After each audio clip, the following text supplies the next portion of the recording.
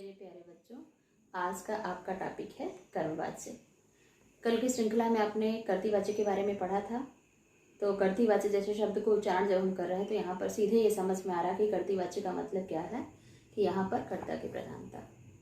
Same यहाँ पर वही कंडीशन अप्लाई की जा रही है जब शब्द कहा जा रहा है कि कर्मवाच्य। तो प्रश्न ये उठता है कि कर्मवाच्य है क्या। तो आइए चलते हैं कर्मवाच्य की तरफ कि कर्मवाच्य क्या है। तो कर्मवाच्य वह शब्द है या फिर वह वाक्य है कि जिसमें क्रिया में प्रधान रूप से कर्म को ही प्रमुखता दी जाती है। यानी कर्म अगर कर्मवाच्य में कर्म की प्रमुखता होने के नाते उसे कर्मवाच्य के नाम से जाना जाता है। अगर कर्मवाच्य है, कर्म की प्रधानता है, तो कुछ इसके अपने कुछ सामान्य निर्देश होंगे, कुछ सामान्य नियम होंगे कि कर्तृवाच्य से कर्मवाच्य हम कैसे बनाएंगे। यानी उस कर्तृवाच्य जैसे सकारात्मक वाक्य को अगर हम कर्मवाच्य में बदलने का पूरी तरह प्रयास करेंगे तो ये परिवर्तन कैसे होगा। यानी एक सामान्य वाक्य है कि वह विद्यालय जाता है, और फिर उसी वाक्य को जब हम कर्मवाच्य में परिवर्तित करते हैं तो ये कहा जाता है कि उसके द्वारा विद्यालय जाया जाता है। आइए चलते हैं कि इस वाक्य को बनाने के लिए किन सामान्य निर्देशों का हमें पालन करना होगा। तो सबसे पहले हम ये जान लिए कि क्रिया के द्वारा प्रधान रूप से जब कर्म ही वाच्य होता है अर्थात प्रधान होता है तो उसे हम कर्मवाच्य कहते हैं। यानी जिस चीज पर जोर दिया जाता है वही प्रधान रूप से वो वाच्य कहलाता है। यानी अगर कर्म पर ज्यादा हमें प्रमुखता दी जा रही तो वो कर्मवाच्य है। तो कर्मवाच्य के सामान्य नियम क्या है ये भी जान लें। तो सीधी सी बात है कि कर्मवाच्य के सामान्य नियम क्या है कि सबसे पहले ये जान लें कि कर्मवाच्य में कर्म की प्रधानता होती है। फिर दूसरा क्या है कि कर्ता जो है वो तृतीय विभक्ति का होता है, और यह कर्ता तृतीय विभक्ति एक वचन का भी हो सकता है, दो वचन का भी हो सकता है, बहुवचन का भी हो सकता। तृतीय कथन मात्र से ये नहीं तृतीय विभक्ति एक वचन का ही प्रयोग होगा, ये अटल सत्य हो जाएगा। लेकिन कर्मवाच्य में कर्म की प्रधानता होने के साथ साथ सबसे पहले कर्मवाच्य में कर्ता आता है। तो कर्ता किस विभक्ति का होना चाहिए, तो कर्ता आपका होगा क्या, तृतीय विभक्ति का। और ये कर्ता तृतीय विभक्ति का एक वचन का भी हो सकता, दो वचन का भी हो सकता, बहुवचन का। कुछ इस प्रकार समझने का हम प्रयास करते हैं कि अगर कर्तृवाच्य का कर्ता सह तौ ते होगा तो इसको अगर हम कर्मवाच्य में बदलने का प्रयास करेंगे तो यह बदलेगा आपका तेन ताभ्याम तय के लिए। सबसे पहले हम सामान्य निर्देश को समझ लें, उसके बाद हम आगे बढ़ने का प्रयास करते हैं। तो सीधी सी बात है कि कर्मवाच्य में कर्म की प्रधानता, कर्ता तृतीय विभक्ति का होता है, यह एक वचन का भी हो सकता, द्विवचन का भी हो सकता, बहुवचन का भी हो सकता। अभी हमने सामान्य निर्देश में आपको बताया है। तीसरा क्या है कि कर्म में प्रथमा विभक्ति का प्रयोग होता है। जैसे ही कर्तृवाच्य का कर्म बदलेगा, कर्तृवाच्य के कर्म में कौन सी विभक्ति हमने अप्लाई की थी, द्वितीय विभक्ति। द्वितीय विभक्ति का चिन्ह होता है कर्ता ने कर्म को, तो वहां पर हमने चिन्ह लगाया था कर्म को द्वितीय विभक्ति का। लेकिन जैसे ही कर्मवाच्य में कर्म बदलेगा तुरंत ही ये प्रथमा विभक्ति में कन्वर्ट हो जाएगा। और यह भी कर्म जो है प्रथमा विभक्ति के आने के बाद ये प्रथमा विभक्ति एक वचन में ही नहीं रहेगा, प्रथमा विभक्ति एक वचन, दो वचन और बहुवचन का भी इसमें प्रयोग होगा। ये ध्यान देने वाली बातें हैं कि कर्ता अगर कर्मवाच्य में आएगा तो तृतीय व्यक्ति एक वचन का हो सकता है, तृतीय व्यक्ति दो वचन का हो सकता है, तृतीय व्यक्ति बहुवचन का हो सकता है। लेकिन अगर कर्म में परिवर्तन होगा तो कर्म द्वितीय से प्रथमा में आएगा, और यह भी क्या होगा, एक वचन का होगा, दो वचन का होगा और बहुवचन का भी होगा। जैसे हमने बताया कि अगर कर्तृवाच्य का कर्ता रामः रामौ रामा है तो जब ये कर्मवाच्य में कर्ता बदलेगा तब इसका जब हम कन्वर्जन करेंगे तो सीधे बनेगा रामेण रामाभ्याम रामय। अभी आगे की श्रृंखला में हमको पूरी तरह चार्ट से आपको समझाने का मैं प्रयास करूंगी। फिर क्या है आया, फिर यहाँ पर पहले कर्म हो गया, फिर मैंने कर्ता को प्रयोग किया, फिर यहाँ पर क्रिया। क्रिया क्या होती है, आत्मनेपद की होती है। और जब हम पठति लिखते हैं या फिर रामः गृहं गच्छति लिखते हैं तो यह कर्तृवाच्य का वाक्य होता है, और इसी ती को हटा करके हम यते में कन्वर्जन करते हैं। और क्या होता फिर, कर्म किसके अनुसार बदलेगा, क्रिया के अनुसार। सामान्य नियम समझने का पूरी तरह प्रयास करें कि कर्मवाच्य का कर्म जो है वो क्या होता है, प्रधान होता है। फिर कर्ता क्या होता है, तृतीय विभक्ति का होता है, और यह एक वचन, दो वचन, बहुवचन का हो सकता है। कर्म में प्रथमा व्यक्ति का प्रयोग होता है, और यह कर्म जो है प्रथमा व्यक्ति एक वचन का, दो वचन और बहुवचन का हो सकता है। और कर्मवाच्य में क्रिया कर्म के अनुसार परिवर्तित होती है, और क्रिया आत्मनेपद की होती है। कर्तृवाच्य का जो क्रिया होगा अगर ती है तो यते, त है तो एते, और यंती है तो यंते में प्रयोग होगा। ध्यान दीजिएगा, अगर पठती है तो पठते में कन्वर्जन होगा, और पठता है तो पठेते में कन्वर्जन होगा, और अगर पठंती है तो पठ्यंते में कन्वर्जन होगा। ध्यान दीजिए। आइए चलते हैं हम आगे की श्रृंखला में कि उस आगे की श्रृंखला में क्या ऐसे शब्द हैं जिनको हम पूरी तरह समझाने का प्रयास करेंगे कि क्या ऐसी चीजें हैं जिनके आधार पर ये हम सामान्य निर्देशों का पालन करें कि कैसे हम कर्मवाची के उस वाक्य को बनाने का प्रयास करेंगे। तो चलते हैं पहले कि सामान्य नियम क्या है कर्तृवाची के।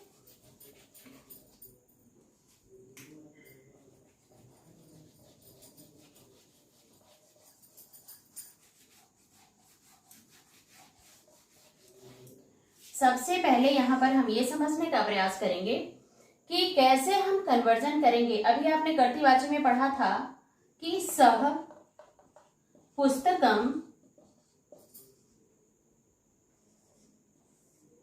पठति, और यहां पर आपने समझा कि सह क्या है, प्रथमा विभक्ति एकवचन का है, पुस्तकम क्या है, द्वितीय विभक्ति एकवचन का है, और पठति जो है वो क्या है, आपकी क्रिया है, और ये भी क्या है, कर्ता के अनुसार प्रथम पुरुष में कन्वर्ट हुई है, और ये क्या है, आपकी क्रिया किसके अनुसार परिवर्तित हुई है, कर्ता के अनुसार। यानी कर्तृवाची की जो क्रिया होगी वो कर्ता के अनुसार परिवर्तित होगी। लेकिन इसी को अगर हमको कर्मवाच्य में बदलना हुआ तो यहाँ कुछ समझने का हम प्रयास करते हैं कि कैसे कन्वर्जन करेंगे। अगर हमने लिखा सह तौ ते, तम तौ तान, तेन ताभ्याम तै, ये शब्द है। जब हम सह को कन्वर्ट करेंगे कर्ता के लिए तो क्या करेंगे, तेन के लिए। अगर तऊ होगा तो ताभ्याम के लिए, और ते होगा तो तई के लिए करेंगे। इसी तरह अगर हमने लिख दिया रामः चित्रम पश्यति, अब इसको कैसे कन्वर्ट करेंगे, कर्मवाची को। यहां पर रामा एकवचन का, क्रिया भी प्रथम पुरुष एकवचन की, और चित्रम किसको देखता है, चित्र को देखता है। यानी ये जो दोनों वाक्य थे वो कर्तृवाची के वाक्य हैं। अगर इसी को हमको कर्मवाची में परिवर्तन करना हुआ तो हम कौन सी विधा अप्लाई करेंगे। नियम आपका कह रहा था, नियम कहता है कि प्रथमा से हम तृतीया में परिवर्तित करेंगे। अभी आपको मैंने बताया था कि जब भी हम कर्मवाची के वाक्य को बनाने का प्रयास करेंगे तो कर्ता जो होगा, कर्तृवाची का कर्ता क्या होगा, तृतीया में चला जाएगा, और कर्म क्या होगा, प्रथमा में चला जाएगा, और क्रिया जो होगी किसके अनुसार परिवर्तित होगी, कर्मवाची की क्रिया कर्म के अनुसार परिवर्तित होगी। तो आइए हम समझने का पूरी तरह प्रयास करते हैं। यहाँ पर राम जो है तृतीया में चेंज होगा, शब्द बनेगा रामेण। चित्रम नपुंसक लिंग का है इसलिए चित्रम में कोई परिवर्तन नहीं होगा, और फिर हम चित्रम को यथावत लिखने का प्रयास करेंगे, रामेण चित्रम। और नियम के अनुसार मैंने कहा कि जिस वाक्य में ती होगा उस वाक्य को क्या करेंगे, हम यते में कन्वर्जन करेंगे। यहाँ पर मैंने दिखाने का प्रयास किया कि ती को हटाकर हम यते में कन्वर्जन करेंगे। तो सीधे ती को हटाकर मैंने क्या कर दिया, यहाँ को पश्य को दृश्य आदेश किया और शब्द बना दिया कि आपका दृश्यते। ओके, सबसे पहले ये समझने का प्रयास करें कि कर्ता को हमने तृतीय में कन्वर्ट किया, और ये नपुंसक लिंग के शब्द को यहाँ पर परिवर्तित क्यों नहीं किया, क्योंकि नपुंसक लिंग में दोनों विभक्तियों के प्रथम और द्वितीय विभक्ति के नियम क्या होते हैं, दोनों सेम सेम चलते हैं। जैसे आप पढ़ते हैं फलम फले फलानी, फलम फले फलानी। तो इस तरह के वाक्य बनाते समय हमें एक बात का ध्यान रखना होगा कि जब भी हम वाक्य बनाते हैं तो उस वाक्य में नपुंसक लिंग का जो वाक्य होगा उस नपुंसक लिंग के वाक्य में हम इस तरह का परिवर्तन नहीं कर पाएंगे, क्योंकि दोनों की विभक्तियां क्या होती है, समान चलती हैं। और पश्य को क्या होता है, दृश्य आदेश हो जाता है, गच्छ को गम आदेश हो जाता है। इसलिए इस बात को ध्यान देना है कि जब भी पश्यति शब्द आएगा तो इसको जब हम आत्मनेपद में चेंज करेंगे तो पश्य को क्या करेंगे, दृश्य आदेश करेंगे। और इस तरह एक सामान्य कर्तृवाच्य के वाक्य को हमने कर्मवाच्य में परिवर्तन किया। यहाँ पर मैंने सह लिखा था, तेन में कन्वर्जन किया था, इसलिए राम को क्या हो गया, रामेण हो गया। चित्र में परिवर्तन क्यों नहीं किया, क्योंकि ये दोनों विभक्तियां नपुंसक लिंग में प्रथम और द्वितीय की क्या होती हैं, बराबर चलती, इसलिए इसमें कोई परिवर्तन नहीं हुआ। और पश्यति को मैंने दृश्य आदेश किया, ती की जगह क्या कर दिया, यते कर दिया। अब दूसरा वाक्य समझने का प्रयास करें कि अगर दूसरे शब्द को देते हैं या फिर हम दो वचन के वाक्य देते हैं तो उस तरह में क्या परिवर्तन होने वाला है। आइए चलते हैं। अगर यहां पर मैंने कर दिया कि रामऊ पुस्तके पठता, यहां पर ध्यान दीजिएगा, विभक्ति के अनुसार मैंने आपको समझाने का प्रयास किया कि हो सकता है कि कर्तृवाची का कर्ता क्या हो, वो दो वचन का भी हो सकता है, और कर्म प्रथमा व्यक्ति भी दो वचन का हो सकता है, और क्रिया जो है वो कर्ता के अनुसार परिवर्तित होगी। ये कर्तृवाची का वाक्य है, इसलिए रामऊ जो है प्रथमा व्यक्ति दो वचन का हुआ, पुस्तके प्रथम द्वितीय व्यक्ति दो वचन का हुआ, और पठता जो है वो क्रिया के अनुसार परिवर्तित हुआ। अब अगर इसको हमको कर्मवाच्य में परिवर्तित करना हुआ तो यहाँ पर देखे तऊ की जगह क्या कर दिया है, ताभ्याम, तो सीधे लिखेंगे रामेण रामाभ्याम। यहाँ पर हो गया क्या आपका रामाभ्याम, और पुस्तके में कोई परिवर्तन नहीं करेंगे इस नाते कि पुस्तकम पुस्तके पुस्तकानी, पुस्तकम पुस्तके पुस्तकानी, ये दोनों रूप एक साथ चलते हैं, इसलिए इसमें कोई भी परिवर्तन नहीं करेंगे और शब्द बनाएंगे रामाभ्याम पुस्तके। चूंकि पुस्तके दो वचन का है, कर्मवाच्य में कर्म के आधार पर परिवर्तित होता है, इसलिए इस तह को, चूंकि पुस्तके दो वचन का इसलिए क्रिया भी दो वचन की होगी, और सीधे लगाएंगे क्या, पठ एते। अब आपके दिमाग में एक प्रश्न और उठ रहा होगा कि ये पठते पठेते कहां से आ रहा, तो अब चलिए रूप चलाते हैं, सर कैसे लिखेंगे, पठ्यते पठ एते पठयन्ते, ये किसके लिए लगाएंगे, एक वचन के लिए। फिर पठ्य से पठ एथे पठयध्वे, पठे पठावहे और पठामहे, किसके साथ अप्लाई करेंगे, यहाँ पे लिखेंगे सह, यहाँ पे लिखेंगे तऊ, यहाँ पर लिखेंगे ते, और पठ से में लिखेंगे त्वम, और यहाँ पर लिखेंगे युवाम, और यहाँ पर लिखेंगे यूयम, और यहाँ पर लिखेंगे अहम, यहाँ पर लिखेंगे आवाम, और यहाँ पर लिखेंगे वयम। अब ध्यान दीजिए यहाँ पर पठेते मैंने क्यों लगाया, क्योंकि पुस्तके दो वचन का है, इसलिए क्रिया भी क्या हुई, दो वचन की हुई। यहाँ पर भी आप देखिएगा कि स तऊ ते, स में क्या है, एक वचन है, और तऊ में दो वचन है, और यहाँ पर भी दो वचन है, इसलिए मैंने क्या लगाया था, पठेते, और यहाँ भी तऊ के साथ आपका पठेते ही मिला हुआ है। आइए चलते हैं दूसरे उदाहरण की तरफ से। ये दूसरा उदाहरण क्या कहता है, इसी की जगह अगर हमने ये लिख दिया कि बालकाः गृहं गच्छन्ति, यहां पर कर्ता प्रथम व्यक्ति बहुवचन का, गृहम जो है द्वितीय व्यक्ति एक वचन का, और गच्छन्ति जो है आपका कर्ता के अनुसार परिवर्तित हुआ है। इसी को अगर हमको कर्मवाच्य में परिवर्तन करना हुआ तो बालक का रूप हम चलाएंगे क्या, बालक बालकौ बालकाः, बालकम बालकौ बालकान, बालकेन बालकाभ्याम बालकै, और बालकाः को चेंज करेंगे किसके लिए, बालकैः। गृहम में कोई परिवर्तन नहीं, गृहम चूंकि एक वचन का है, अब गम गच्छ को क्या आदेश होगा, गम, और ये एक वचन का होने के नाते क्रिया क्या बनेगी, एक वचन की बनेगी। भले हमारा कर्ता बहुवचन का है, लेकिन अगर कर्म हमारा एक वचन का है तो कर्मवाच्य में कर्म को आधार बना करके क्रियापद परिवर्तित किया जाता है, और ये कर्म अगर एक वचन का है तो क्रिया भी हमारी क्या होगी, एक वचन की होगी। और जैसा मैंने कहा था कि अगर आपका ती लगा हुआ है तो क्या होगा, यते, लेकिन यहाँ पर कर्मवाच्य में कर्म में परिवर्तन होगा, तो कर्म अगर एक वचन का तो क्रिया भी क्या होगी, हमारी एक वचन की होगी।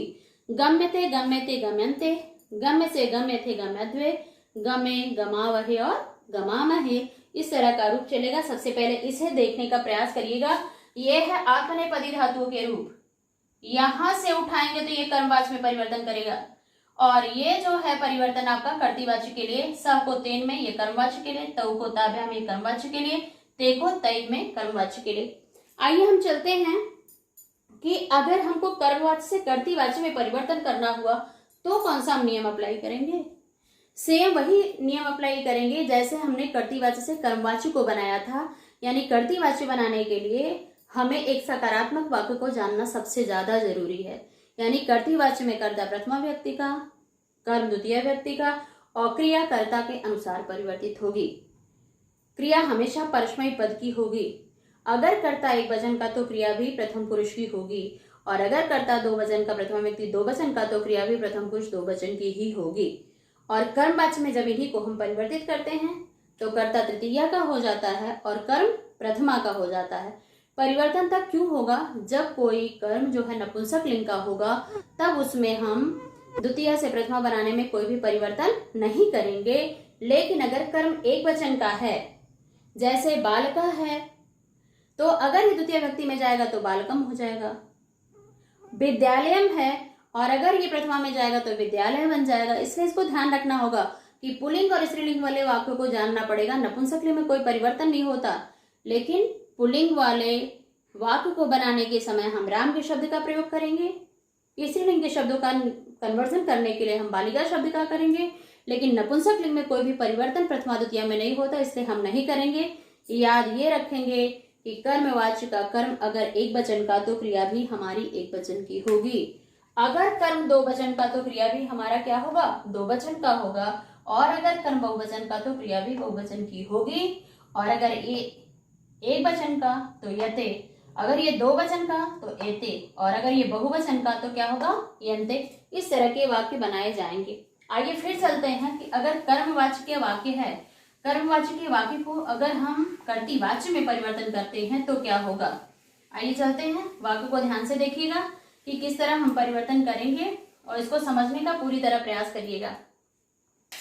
सीधे मैंने लिखा बालकेन चित्रम रच्यते। यहां पर देखिए चित्रम नपुंसक लिंग का है और इसी के हिसाब से एक वचन का, इसलिए क्रिया भी एक वचन की हुई। इसी को अगर हम कर्तृवाच्य में चेंज करते हैं तो सीधे क्या लिखेंगे? बालका।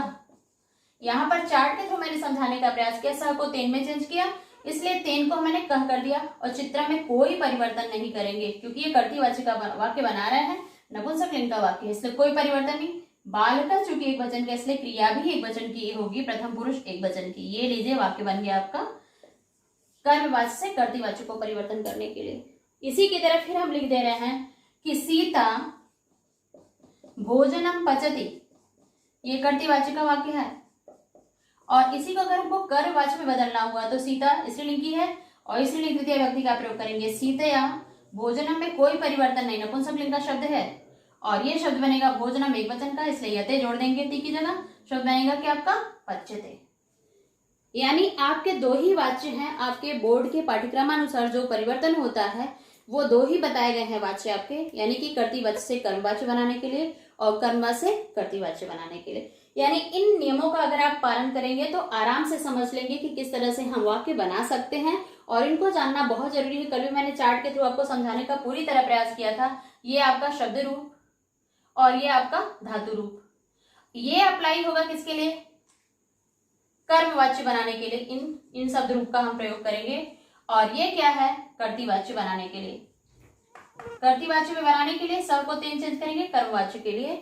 इस तरह आपने समझने का अगर पूरा प्रयास किया है, हमने समझाने का पूरा प्रयास किया है, अगर इसके बावजूद भी कहीं आपको लगता है कि हमें कहीं नहीं दिक्कत हो रही है तो ऐसी स्थिति में मैं पीडीएफ से समझाने का पूरा प्रयास करूंगी और इसके साथ मैं एक एक्सरसाइज भी पीडीएफ के माध्यम से भेजने का प्रयास करूंगी ताकि आप उसको फिलअप करके ये समझ सकें कि कौन सा कर्ता है, कौन सा कर्म है, कौन सा क्रिया है। ठीक है, धन्यवाद।